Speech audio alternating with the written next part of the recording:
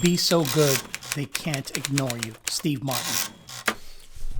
Hey everybody, welcome back. It's good to be here with you all. Thank you for joining me. I'm Jay. I'm thrilled to present to you another interview and book. This time I had the pleasure of chatting with the talented Sėbastien de Oliveira.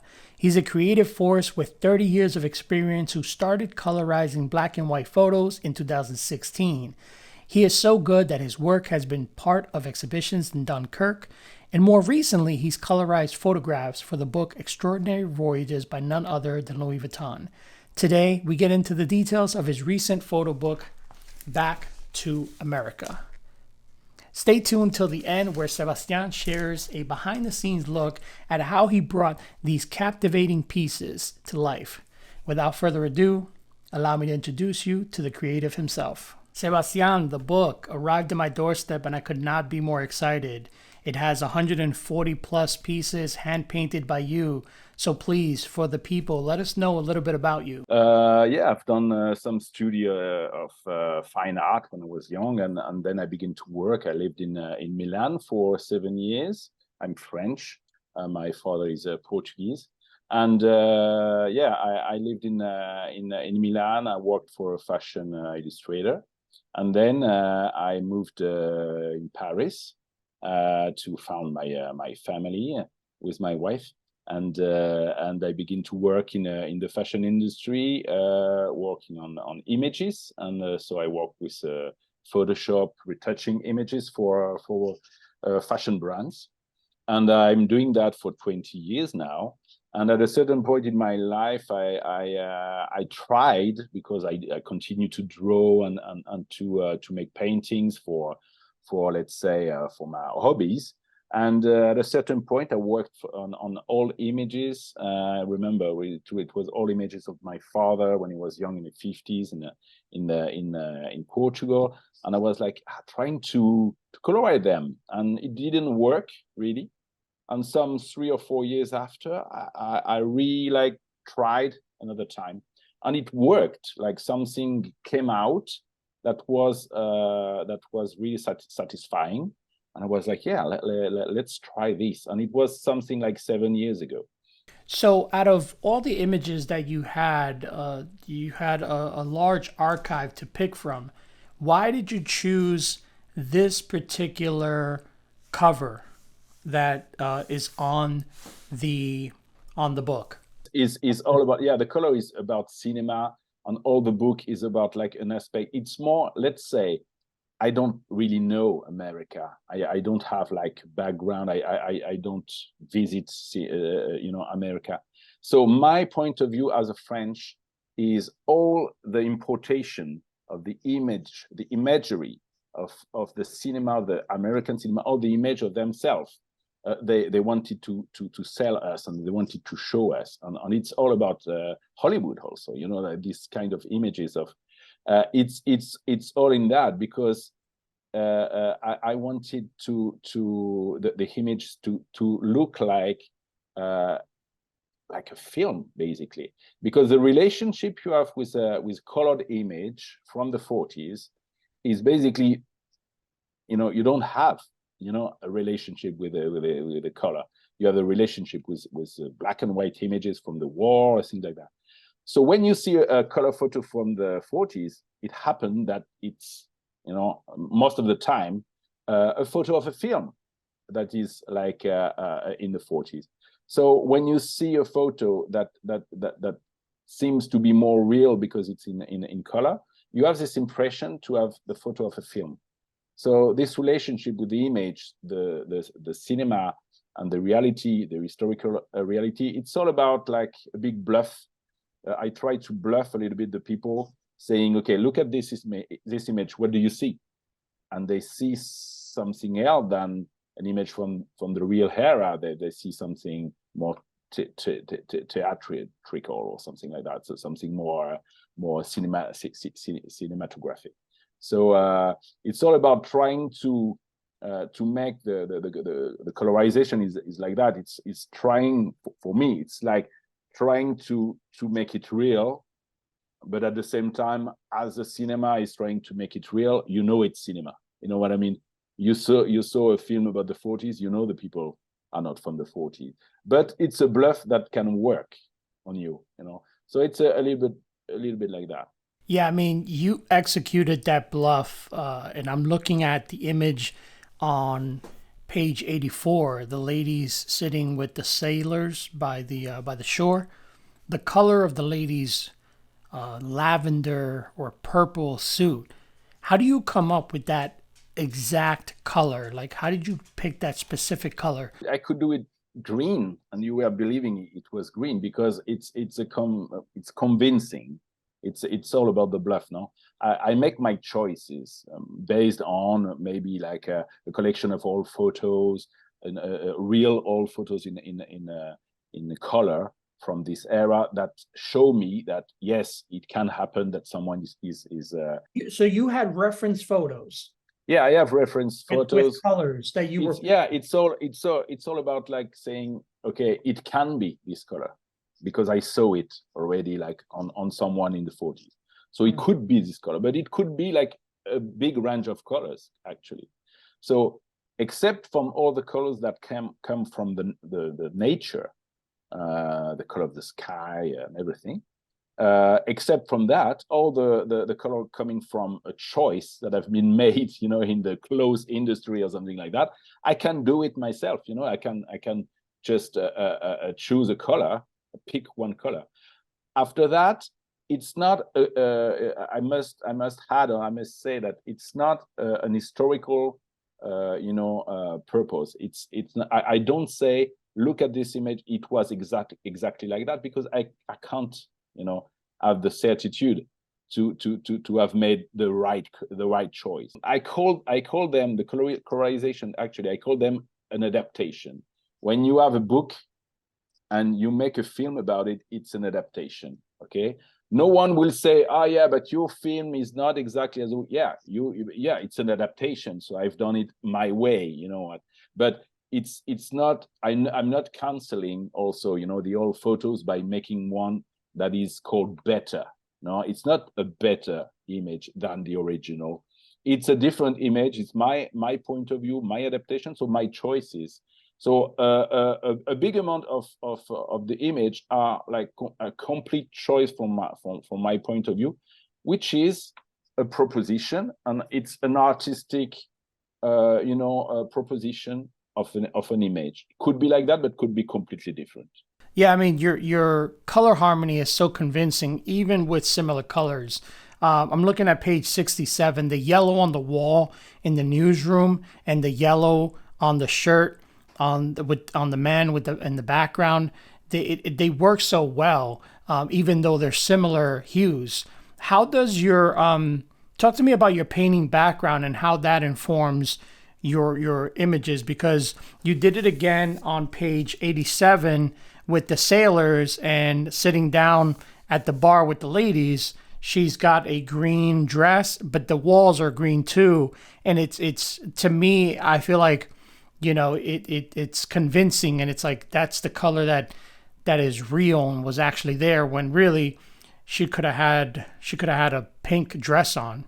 The fact that you chose green on her isolates her and takes my eye directly to her, and it speaks to, you know, what you're doing as well as the painter, using existing photographs. You're kind of like taking our eye and focusing on this young lady, where the photographer might have been, you know, more interested in the young lady looking at the camera, kind of peeking over the sailor's head there with the cigarette hanging out of his mouth. It's just really interesting. So talk to me about how your painter's sensibility and color theory influences how you color these photographs. All my work is about like trying to convince people that it's a photo, but obviously there is also like an artistic aspect of it. At the end, you have an image, a complete image that have to be work as in harmony with all the rest. And because it's a color photo, and the capacity of the black and white photo is to completely cancel all the colors. So what it remain is the main object is you know, if it's a portrait, if it's a people. For instance, you are in a studio where there's two beautiful painting behind you, and when I see you, I see also these two faces like over there. If it was black and white, the two faces were a little bit like more, you know, transparent. They're in the background. Also, the color is really important. So when I make some choices, it have to be some strong choices. For instance, you tell me like about the dress, the obviously it could be another color, but it works really well with the walls. So because I can do anything I want, and it's like it's my, you know, choice. I make these things like that. I make this. I coordinate a little bit. Yeah, I mean, I think that speaks to your artistic background, because what you have done has been done before. It's not new, but the way you colorize has somehow, you know, really captivated the viewer, myself included. You take me to that moment. I feel like anyone that picks up this book will feel the same way. And how would you describe the time and the work? Like, how long would one of these take? How long do these take you to make at this point? It depends of the obviously in the difficulty of the photo, how many people, how many objects, how many cars, how many things like that. From the quickest one I can do could be like 1 hour, 1 hour and a half, something like that. When it's quick, 1 hour, let's say. And on the average is something like 1 hour and a half, 2 hours. And the most difficult will be like exceptional images, like you have in the book at the beginning of the book, where there's 500 people to wear, to dress, and it would take me 10 hours, for instance. But it's not such a long process, also because now I know my process. It's really well you know, it goes really fast. Yeah, it goes okay. Really because I don't know how many I've done now, but something like 1,000 of images, you know. So so it's quick, and because of my background as a photo retoucher for the fashion industry, they always want us to be really quick. So I gain some dexterity to do it. So it could be seen as really not a long time, and when I begin from the morning to the end of the day, I'm able to do like some 6 images, for instance. It's possible. But it's always better to take your time. but if you don't have a lot of time to do it, I can do it quick, you know. Yeah, I guess after doing like you mentioned, thousands of photographs, I can see how you've become so fast. I'm sure if I tried, it probably would take me 2 to 3 days and it wouldn't come out nearly as good. Yeah, I have some kind of technique that make me gain some time also, you know, like but it links to my normal work as a photo retoucher. So I need to go fast, so I develop lots of techniques to go really fast. Yeah. Can you walk me through how you prep the files to colorize them, if at all? Actually, I need to prepare the image to be able to be colored in a good way. And usually a black and white photo, when you want to expose it after that in black and white and to print it, for instance, you want the maximum of for instance of contrast, and you want to be strong, and you like to have like beautiful blacks and beautiful whites. For me, it's different, because I have to flatten a little bit all the image to make it more full of grays, to accept better the colors, because the color, you can't color a white pixel and you can't color a black pixel. So the more you have white pixel and black pixel in the image, it's a problem for you, because you will not able to color the image actually. So yeah, it's a preparation of not only the settings, but also like I need to to clean the image, to get rid of the dust, to the scratches and all of that. So I need to retouch the photo before only beginning with the color, which is the second phase. Wow, yeah. That's the prep step is a phase that probably most people might not consider. Why did you choose this time period from 1935 to 1945? I already like a long time ago when I was beginning to try to find some images, I found a site called Shorpy.com, and they also go to the Library of Congress, and they also took all the photos of the Farm Security Administration, and they make them beautiful, and they allow you to take them and also to colorize them. At a certain point, they had like a colorized section in the. So I took the advantage of this site, and I begin to work on these images. And for me, the 40s in America, it's all about my childhood. It's about like all the films I saw when I was young, all the films from the 50s, the Western films, all the war films, and also the Hitchcock films, the beautiful films of this era. And for me, it's like doing back to America. It's a little bit like some kind of reminder of all the films I've seen, and I put all these guys with their hat.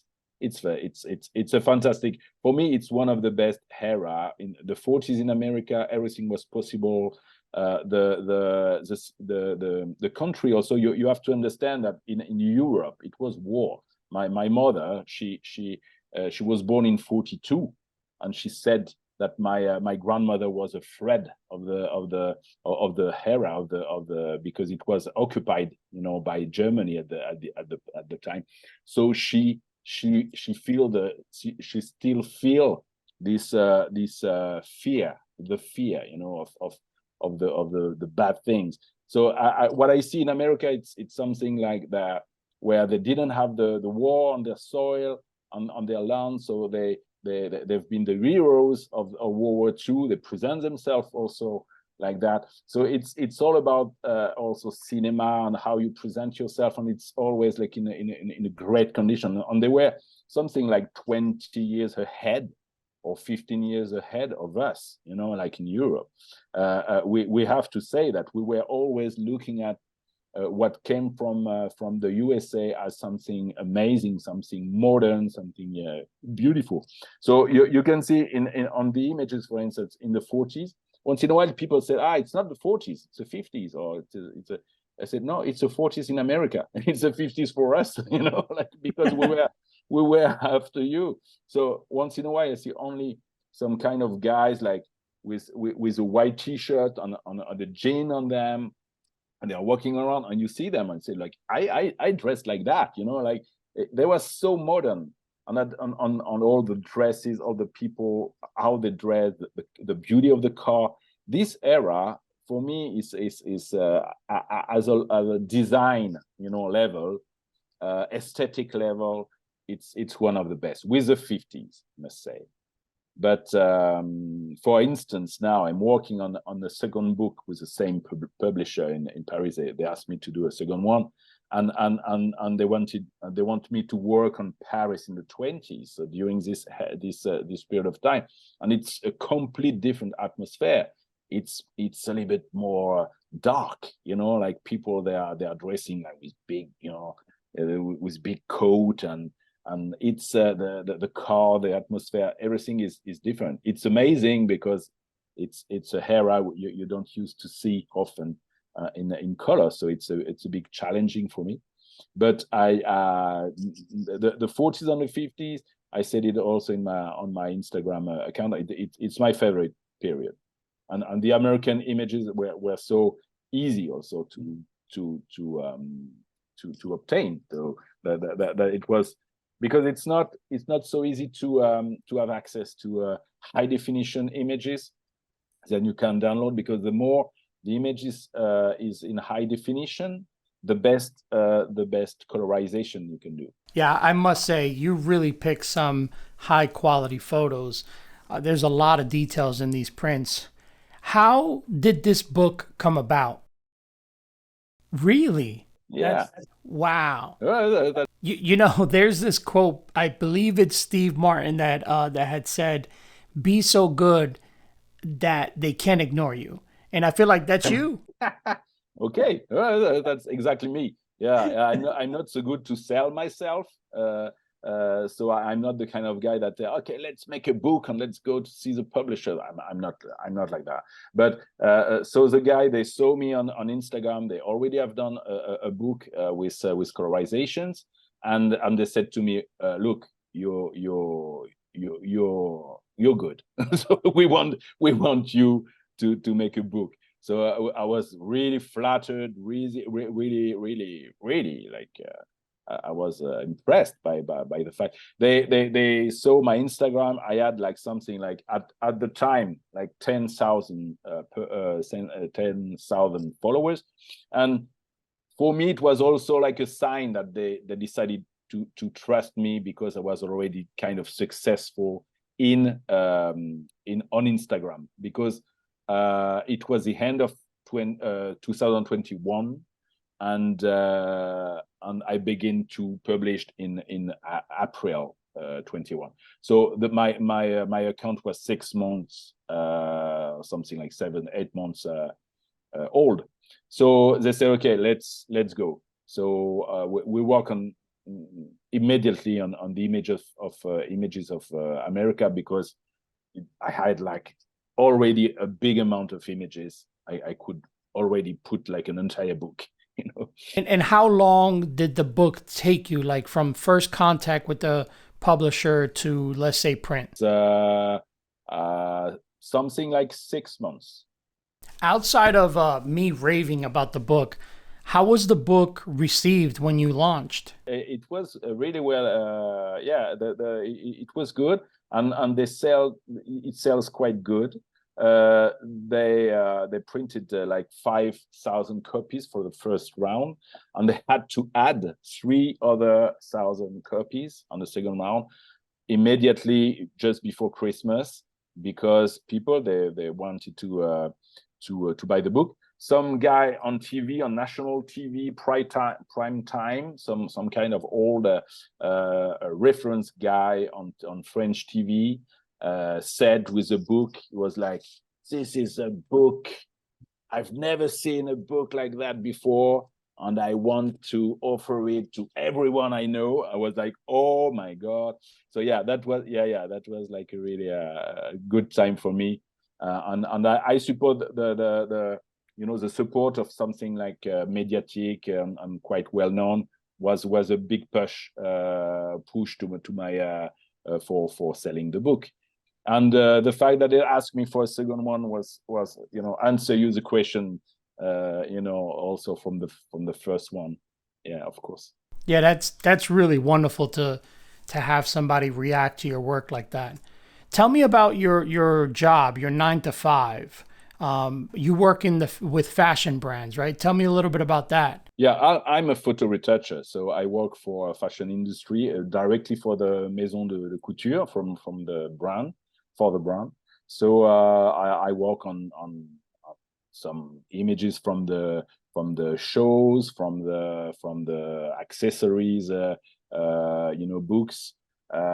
So yeah, it's a technical job. It's about color also, because they want me often to change the color of some bags or some shoes or things like that.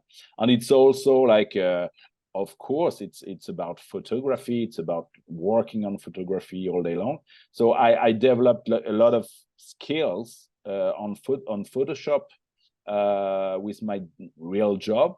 that allow me to be fast on colorization, because when I used to do a colorization, it was always like 1 hour or 2 hours in the middle of the day between, you know, my normal job after and before. And so yeah, I must say thank you to to the fashion brands that have, you know, they don't have time to lose, so they always like ask me to be faster, and now I can say I'm fast also thanks to them, you know, and so I can do some colorization with kind of not a lot of time, you know, like really fast. Yeah, my students get certified in Adobe Photoshop and Illustrator and Premiere, so this would be good for them to hear. But how important is Photoshop to your work and what you've been able to accomplish? Well, for me, it's there's no other. Basically, I only work on Photoshop, so it's like the most important thing for me. And I must say, when you say when you do always the same kind of job, you use like maybe 5 or 2% of the capacity of the program, because you always use the same tools, you always do the same kind of things. But yeah, it's really important for me. I used to work also on Illustrator when I used to make a little bit more some kind of images, illustrations or things like that. But now I must say, like I spend like 100 of my time on Photoshop. That's my main program. How do you interface with the program? I have like a normal screen, but I have like a Wacom to work with. Yeah, this is from 2000, something like that, to work with a Wacom. And as soon as you begin with a Wacom, you continue with a Wacom. You know, like you can't. Yeah. You can go back to the mouse. You know? Would it be possible to see a bit of how you colorize these photos? Could you show us like your layer stack? Are you comfortable with that? Could we try that? Yeah, we can try that. I must share my screen, no? So can you see it? Yes, we can see it. So that's a good example of how I work, because basically from the bottom to up, you will be able to see more or less the process. So let's go inside of it a little bit. I need, well, here I like just make something on the sky to have it perfect over there, because it was strange. Just flatten it. I've done like some settings, but nothing really. So basically, all of that you see are the paths. So each part of the image I need, the path number 2, for instance, is the car. It's here, it's her. Here, it's only the dress. Here is, you know. So each time I need something, I need to have like the perfect. Those are selections, right? The selection are done by hand and with the tool of the, I don't know the name of it in English. Right. The pace, the pass. The pen. That's the pen. The pen tool. So all of them, I will need them. I do them. So okay. I will spend maybe something like 20 minutes to do all of them. It's boring, but I need to do it. So after that, I will use them just to colorize the thing. So wow, you have this part. So it's so easy to colorize it when you have already done, you know, the selection. So for instance, here you have only that, and I put some, you know, I just put some green. When you see the green here, it's only green, you know. Or okay, maybe I've done like here a little bit less green, or you know, a little bit, but it's flat green. You know? The colors are quite flat when you see them like that. It's really flat. Her, it's only her, the same. This is a skin color. This is, you know, her. Nothing really interesting. I like what you did there. You added a little hint of green on her face. Yeah, I had some green because I imagine that, you know, the reflection of such a like a big amount of green at a certain point, you know, you can see it a little bit. Mm-hmm. So it's like that. It doesn't seem a lot when you accumulate them, and you see some parts are all only like flat color. Mm-hmm. But when you accumulate them, you already here, which is already like quite acceptable Mm-hmm. as a colorization. No? I always go further. So for instance, I choose to put some blue. You see the blue here? Yeah, yeah. And I said, yeah, imagine the color of the car. Obviously, when you have the sky, it reflects. Of course, yeah. So you put the reflection, you know, because without the reflection, it's like, oh, it's really green, you know. It makes it so believable. When you're painting, when you're painting with oil, the technique is to mix properly. Where black is not really black, black is a kind of a mix of the colors in the scene that influence that dark area, really. Exact. And you see the face of her, a little bit of green on it. Yeah. Because why? Yeah, man, yeah. But because it's light also. It's a green light, you know. Mm-hmm. So after that, it seems to be okay, but for me, it's not okay. I always want to have like a balance of color, Mm-hmm. which is like a sort of how to say a rainbow of different colors. For instance, here, if you put it, it's 27, but if you put it in maximum, it's like, so I make like a scale gray of 5 grays, and I said first the darkened one will be in blue, you know? The other one, the next one in purple, the next one in red, the next one in yellow, the next one in cyan. And it seems silly a little bit like that, but it's a little bit like when you are on the shadow on a beach, and you are all only, you know, lightened by the blue of the sky. You have this influence of the blue of the sky in the shadow. And so basically the same color of a shirt will be different if it's in a high grays or if it's on the dark gray. So the same color, I just put this color, but now it's different because the color change. It's more blue in the shadow.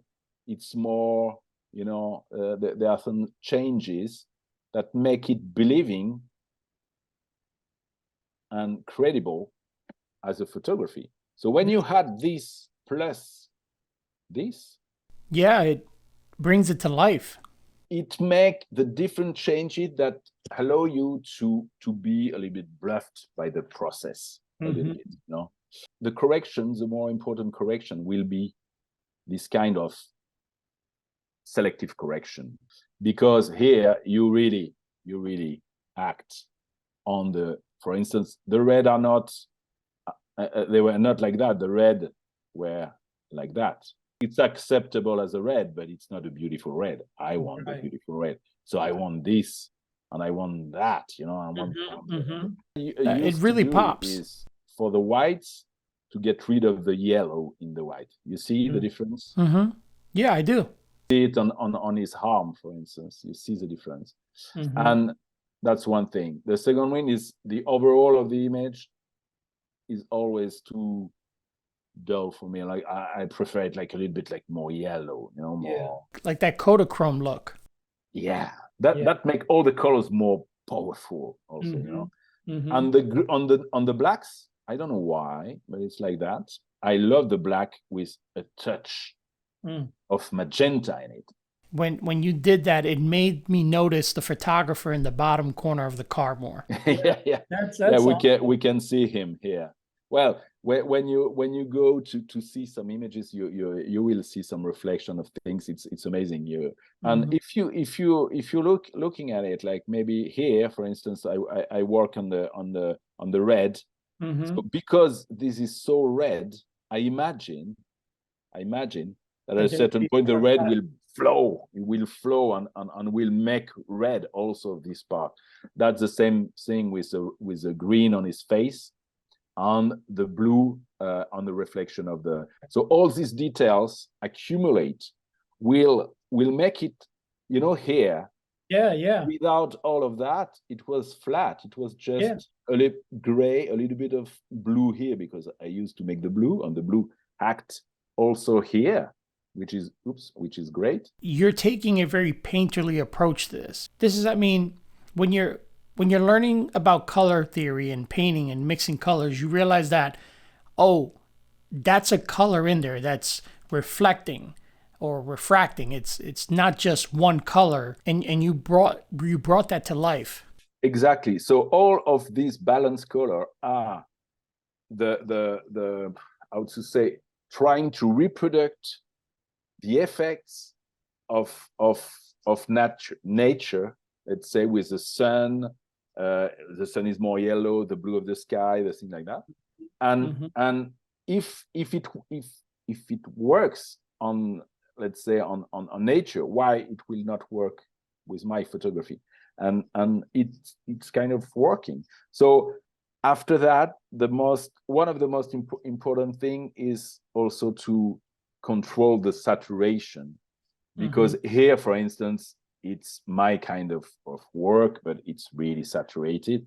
I love it like that, but it's also like, if you look at it, it's credible, but at the same time you say, yeah, but she's in blue, the car is green, the thing is yellow, the thing is red. Yeah, that's the basic colors. Yeah, but I could be more subtle. You know what I mean? I could have something a little bit less obvious or something like that. But I also like to be credible in one part, and to be a little bit over, a little bit too much at the same time. You know what I mean? So it's always like a balance between the two, to be able to be credible as a photo image. But obviously, if you for instance, if you make I don't know, with the saturation, maybe if you take the saturation a little bit less, it will be more credible as a photography. You know what I mean? It's more like, oh yeah, it's more like the reality. But I like your interpretation. You make it a bit more punchy and pleasing to admire. It's a bit more dreamy. That one there is too much. It's too, it's too much, but maybe here it's too much already. So maybe like here it's more acceptable. But I like to be a little bit too much, because we know it's not reality. It's an image. We are working on an image. We are painting on an image. So it has to stay like that. Also, for my point of view, I'm not making any historical research. I'm not I'm a painter. So if you see a painting, it's never the right color respect to reality. It's something else. So it's more about the dream. It's more about the time machine always. And this image, I've done it after the book. But if I had it before the book, it would surely be published on the book. Wow, thank you for that. I see now why your colorized photos are so captivating. You've developed this unique framework. Not only that, but you go that extra mile to make your images really pop. How can people find you online, and tell us about your next project? Well, you can find me on Instagram. So I am Seb Colorization. Easy to find. You can find me on History Colored. Once in a while, I appear there. And next book is about Paris during the crazy years of the 20s. And it will be completely different as atmosphere, as my work is a little bit more realistic than the images of Back to America. which were like we just said, something a little bit more exaggerated, as saturated, a little bit more cinema. It will be a little bit more like that, but it's a really beautiful project, and I will work on it for the few months, and it will get released in May. Oh, in May. May 2024. Could we do this again when that book gets released? Of course. It will be a pleasure for me. Until the next book. Okay. Fantastic. Okay. Thank you very much, Jay. Happy Thanksgiving, everyone. Happy holidays. And I hope you all got something from this video with Sébastien. It was really generous of him to share his process to benefit anyone who may want to colorize black and white photos. Below, I placed a link to a photo that I'm going to try and color. If you're up for it, go ahead and give it a try. If you found this video to be entertaining or remotely interesting, consider giving it a like and maybe subscribing. But until my next video, let's keep creating.